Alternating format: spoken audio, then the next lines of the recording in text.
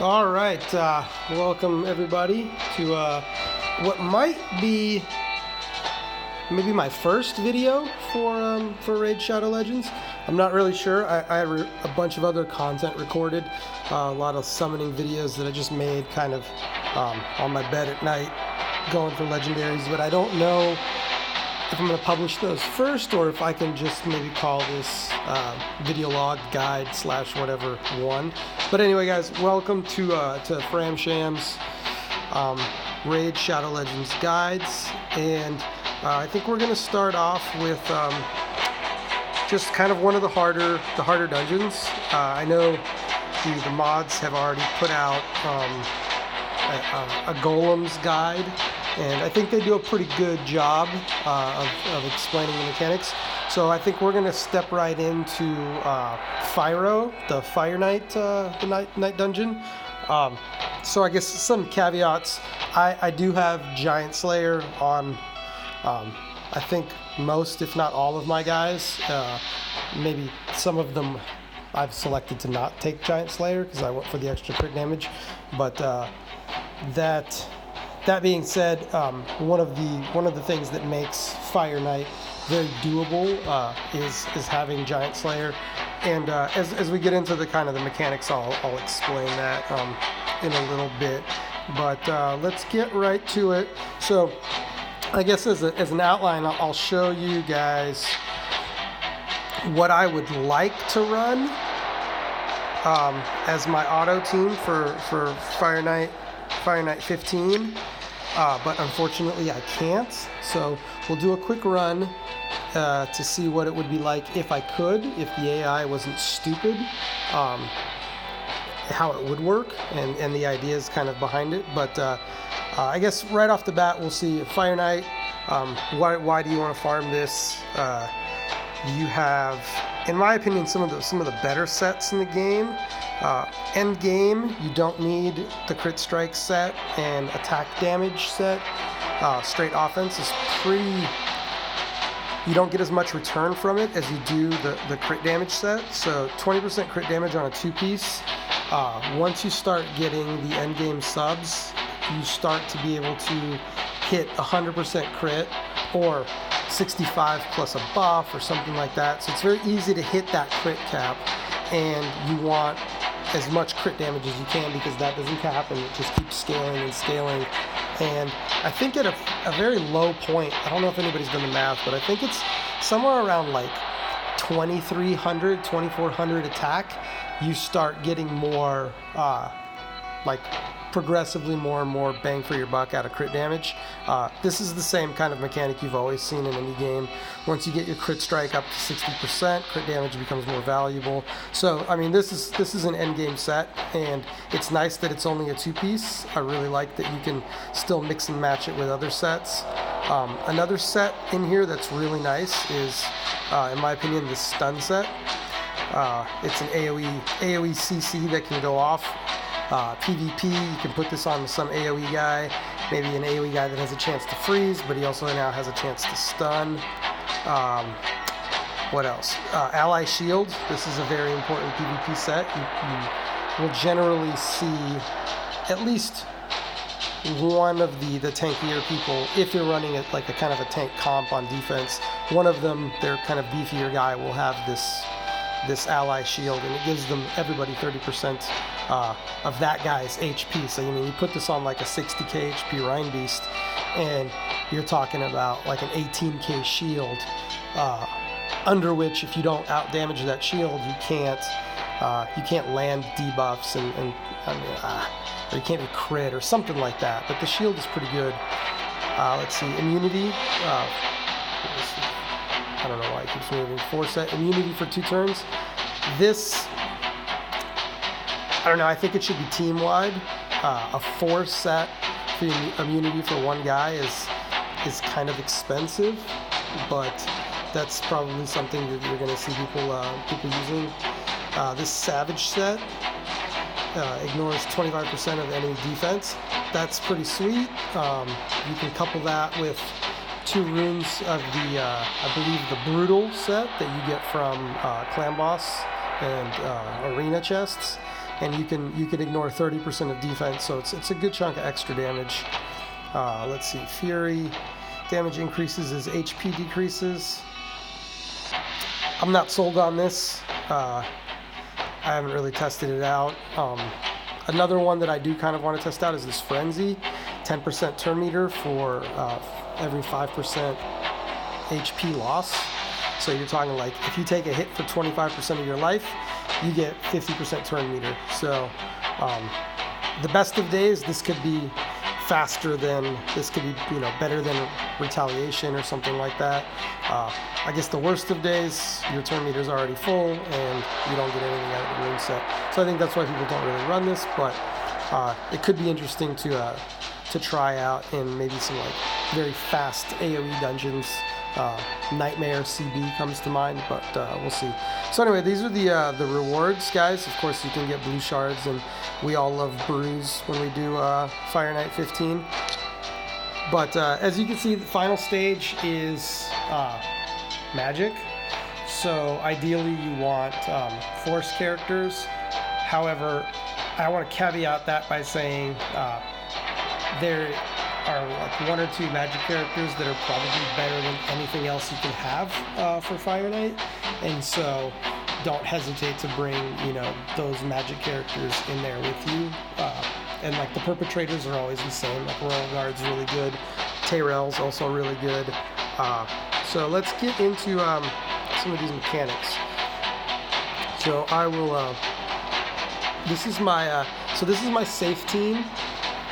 I will show you what I consider to be the optimal auto team that from what I can make. I would drop Steel Skull because he's counter affinity anyway. And I would put in Robar for AoE clear. Because the most dangerous thing about Fire Night, once you have Giant Slayer, is the trash pulls at the very beginning. And so Robar, ideally, we just want to like AoE clear each wave, and then we have plenty of multi-hit. So the reason you want multi-hit, and I'm sure most everybody knows this, but for those of the viewers that are watching that don't know the mechanics, Fire Knight has a shield that he puts up every turn. And once he gets to, I think, like stage 6 or 8 or something like that, the shield takes 10 hits to deplete. While the shield is up, he cannot be debuffed. And he takes very, very minimal damage. It's not like it's a defense thing. You can't ignore the defense or anything like that. He just, I think he just takes like 90% less damage, just flat right off the top. And so, 1 second, my wife's interrupting. Yeah, I'll take the trash. All right, so where were we? Okay, so while his shield is up, he takes very, very heavily reduced damage, and you cannot land debuffs on him, which is kind of the bread and butter of the fight. If his turn comes again and he still has shield, he will hit you really hard and debuff your team with a speed debuff, making it incrementally harder to break his shield. So what you want to be able to do is you want to be able to move quickly, move fast. You want to have multi-hit on your skills, preferably on your A1 or 1A, so that you can constantly be breaking his shield down.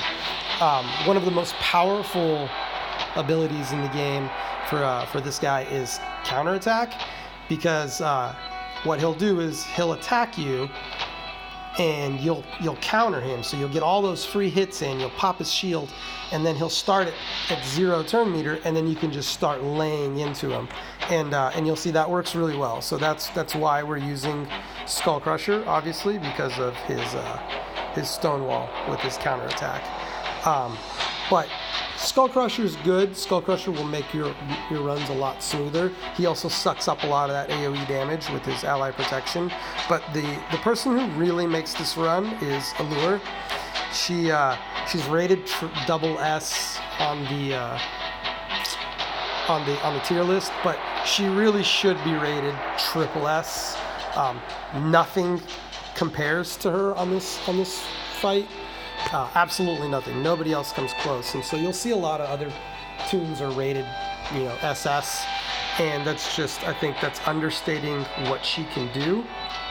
So she does bring like some AoE multi-hit 2 times, and she does a baby decrease defense and bring some CC. So that's nice for trash if you're having problems for trash. This hit, this Hellish Blaze, this will actually do kind of a boatload of damage. I think mine right now does about 65,000 to the boss when his shield is down and his defense debuffed. So it's a good nuke. It's not as good as Royal Guard's nuke based on enemy max HP, but it's really good. And of course, this is just the best friggin' skill, and this is why you need crit. She's got a 3-hit A1, and whenever she crits, she reduces the target's turn meter by 25%. So if you're manualing this, there's no reason why the Fire Knight should ever get a turn. Now, if you're on auto, she's going to do this. She's going to do her A2, or she's going to do her A3, and he might actually get a turn. But if you're on manual, this skill just completely wrecks the Fire Knight. Another thing that you should know is that when his shield is up, you cannot decrease his turn meter either. So he's literally immune to everything while that shield is up. But this hero right here is just S plus for Fire Knight. She's not counter affinity. She works perfectly. And then of course, what are we doing here? This guy is my only healer in my ideal setup, and the reason I use him is just because of that. 33% speed up basically gives everybody a 33% speed boost. So this guy, you want him fast. He has a little bit of turn meter increase. He's got a little bit of a heal and debuff removal. It's just enough to keep you up during the fight.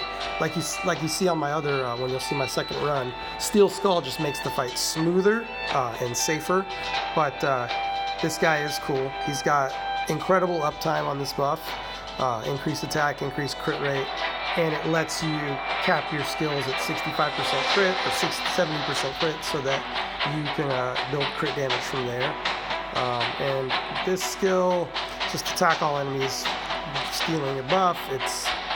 It's mediocre at best. It doesn't land very often, but like I said, I use him only for the speed skill and the bare minimum healing. And Royal Guard, of course, for defense down, speed decrease, turn meter removal, and the big nuke with his 2A for enemy max HP. So let's do a quick run to see exactly how I would like it to work. I'm not going to auto the beginning wave. So ideally what we would like to do here is buff and hit. It doesn't really matter. Let's do that, and then let's hit her. See, that skill hits pretty hard, and then we're going to AoE with the robot.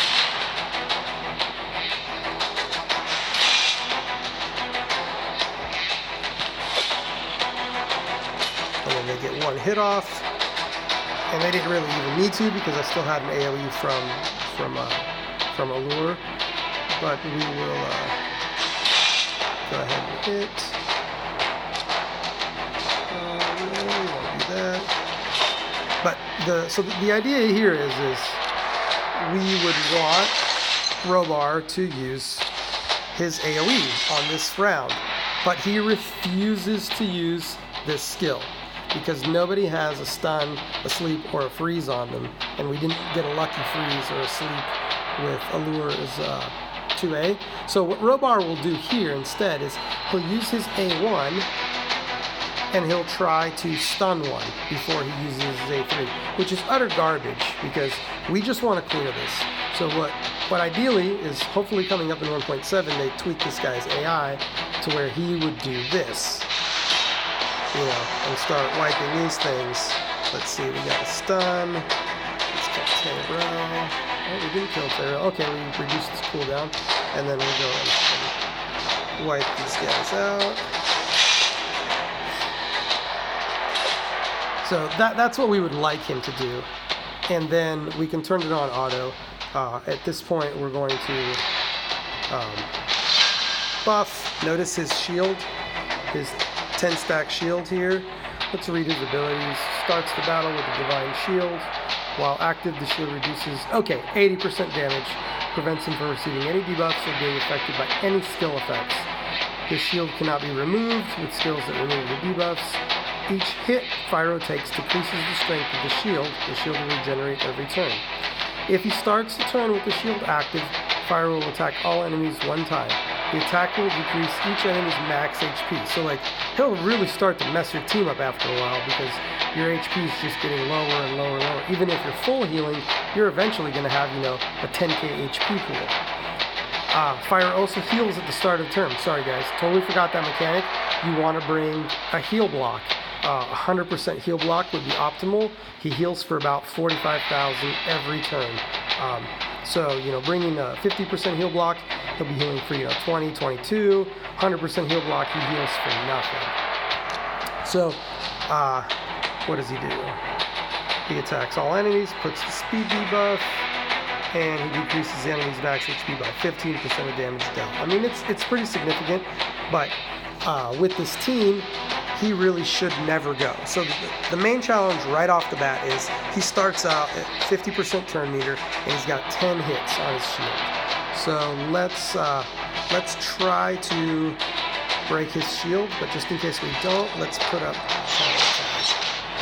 And then we'll use, so that we only get a 1 hit. We'll get 3 hits. So why do we say Giant Slayer is good? Because Giant Slayer, for the mechanics of this fight, actually counts as an extra hit. So if Allure uses her 1A and hits 3 times, and her Giant Slayer has a 40% chance to proc on each hit, technically she could hit him for 6 hits, which would decrease his shield down to 4, which is really cool. I mean, powerful mechanic. Okay, we got 2. I think he actually might have Giant Slayer. Let's hit him once. Okay, so we didn't get his shield, but we have counterattack. So here they start going, they start countering, decreasing, and Allure, when she counters, will always use her 1A, so it's pretty nice, because you always get the hits. So now so AI in this situation would probably use Takedown, but it would be worthless. He would take no damage, right? So I don't want to do that. I want to actually just hit him with this skill. Okay, we got a defense down.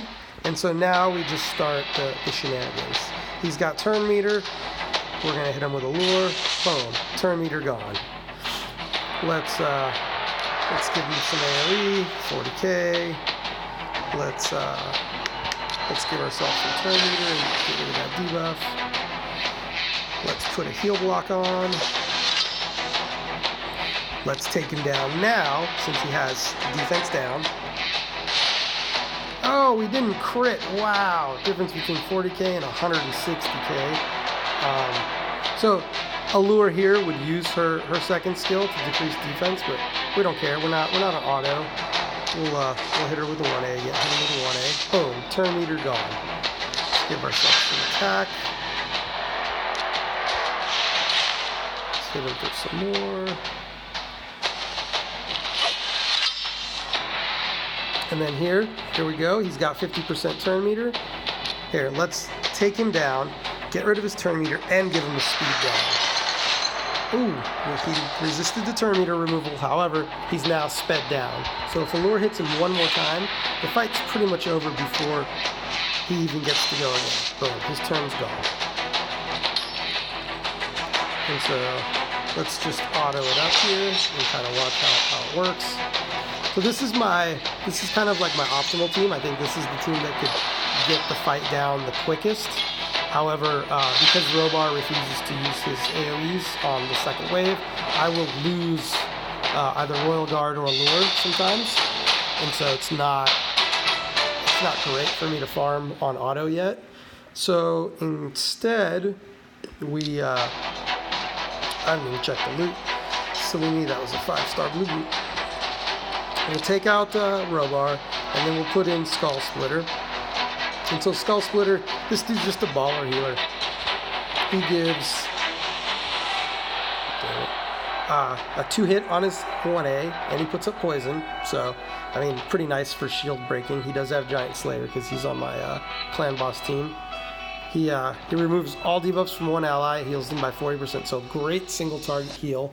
And then he's got, you know, an AoE heal that also increases defense for everybody. So he makes the run incredibly smooth, or smoother, and works well on auto because of that 2-hit 1A. So let's throw him in there and let's see how a fight would go on full auto. What's going on in the guild chat? They start off by buffing themselves to no end. And this first wave is nice and easy. It's the second wave that gets a little dicey every once in a while, but I've managed to make it through pretty much all the time. And so, like before, with Robar, if somebody died, I pretty much had to wipe. With this, if a lure does die, it takes a lot longer. It takes like 4.5 minutes, but usually I can still finish it, and I won't lose the energy. So I want to say it's about like 98% right now completion, which I really like. And the timing is pretty decent. I'd say the average time is about 220 right now, just depending on how quickly I can get the defense down and the speed down and heal reduction to stick onto the boss. So as we go here, we start working that shield down. Hopefully we can work it down. If not, we have our counter. Defense buff. Let's see, he hit us, but that's essentially game over for him because he just takes full 4 counters. So he starts with the heal debuff from Skull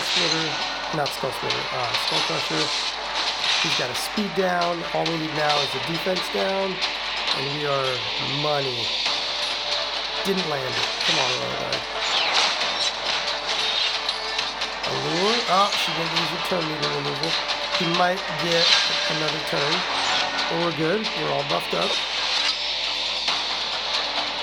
There we go. Close the fire. Take counters. He's defense down, heal broken, and slow. So now, essentially, that's game over. He should not get another turn because the lure will go again before he does. Okay, Royal Guard took his turn meter down. And so, as you can see, guys, full auto, Skull Crusher, Skull Splitter, pretty easy mode, I'd say. But really, it's Allure and Royal Guard that are really kicking ass here. So, all right, we got an epic stun set chess piece, 5-star. Let's check it out. Accuracy. Poopsicle. Well. If that flat HP was a speed, I would say that is a usable chess piece for certain people. But because it's flat HP, I don't think I'd touch that with accuracy as the main stat. If it had HP percentage or defense percentage as the main stat, and that flat HP would still piss me off for not being speed, but it's... Yeah, beggars can't be choosers. If this is a stun set, this is a pretty freaking good chess piece right off the bat. So let's see, what's the damage look like? Allure 446, pretty much carrying the damage done. Royal Guard 380, but he got a nice little bump of like 120,000 there right at the end. So Allure is king in this dungeon, and yeah, if you guys got her, farm it up, because to me, I think you're going to have a limited champion set, especially if you're free to play. It doesn't behoove you to really grind things that you don't have the champion pool for. So if you can get to a nice stage, maybe a void stage or something like that, on any of the dungeons, you'll eventually get yourself some good enough gear to to kind of unlock other stuff in the game, and work towards those sacred shards every month, and the challenges and whatnot. And so this is a really good dungeon to farm, and I'm glad that I finally have it on auto. Now the team, I want to say the team might be a little stacked, so I've been kind of going through who you could use to kind of like replace people. Skartosis lead is definitely not a must. In fact, I would say that a great replacement for Skartosis would be straight up somebody that everybody's using anyway, Apothecary. Apothecary, not only does he bring a 3-hit A1, but he brings a casted speed buff and turn meter increase. I mean, he pretty much is doing what Skartosis is doing, minus the crit and attack buff. Skartosis just brings his speed in the form of a passive, and his turn meter increase in the form of a long cooldown heal. But ostensibly for auto, this guy might actually be better. And for manual, I would say for sure he's better, because if you really need to break the shield, you have Scatterbolt and it just hits him 3 times. So Apothecary is a very good replacement. Another kind of decent replacement would be Doom Priest. She does have a good attack buff, and she gets rid of those heals, those speed decreases each turn. She has a Force Aura, which isn't the greatest, but because the last stage is a magic stage, and a lot of people try to be using Force champions, she'd make them a little bit faster, so she's kind of good. Let's see, who else? As a replacement for Royal Guard, you could use Aethel. Aethel has a 3-hit A1 with Weaken, which is, maybe not as good as Defense Break in that situation. Ideally, you would like to have both, but it's hard to get both debuffs on one champion. I think Zargala and maybe a few other champions have the ability to do that, but it's pretty rare.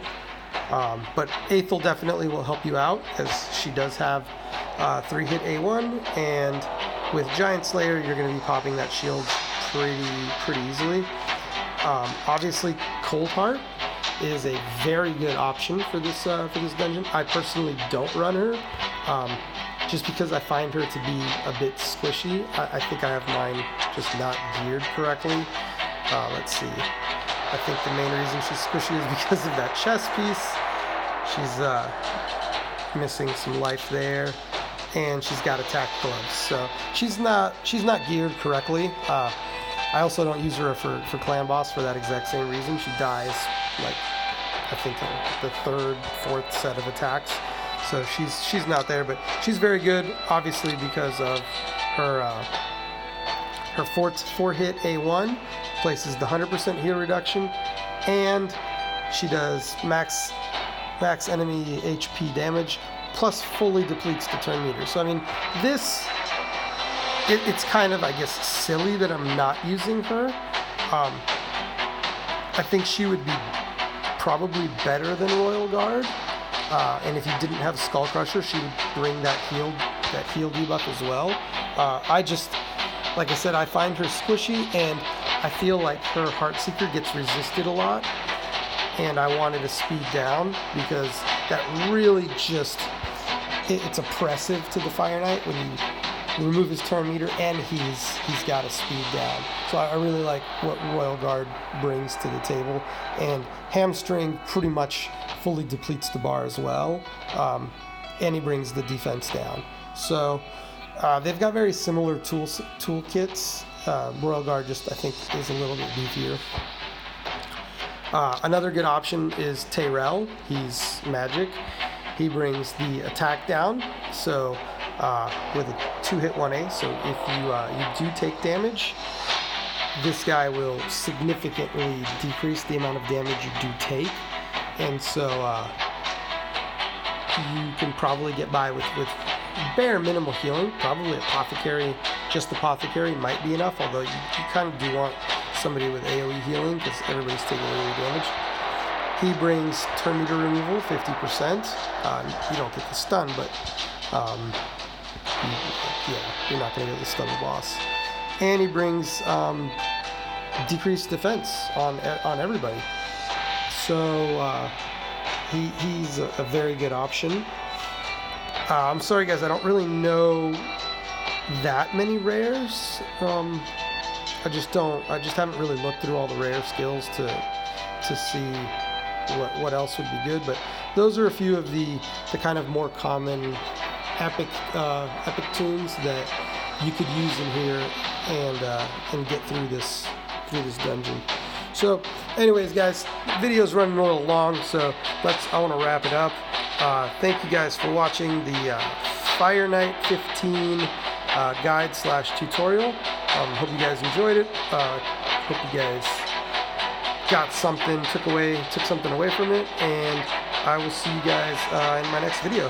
All right, peace. Keep grinding.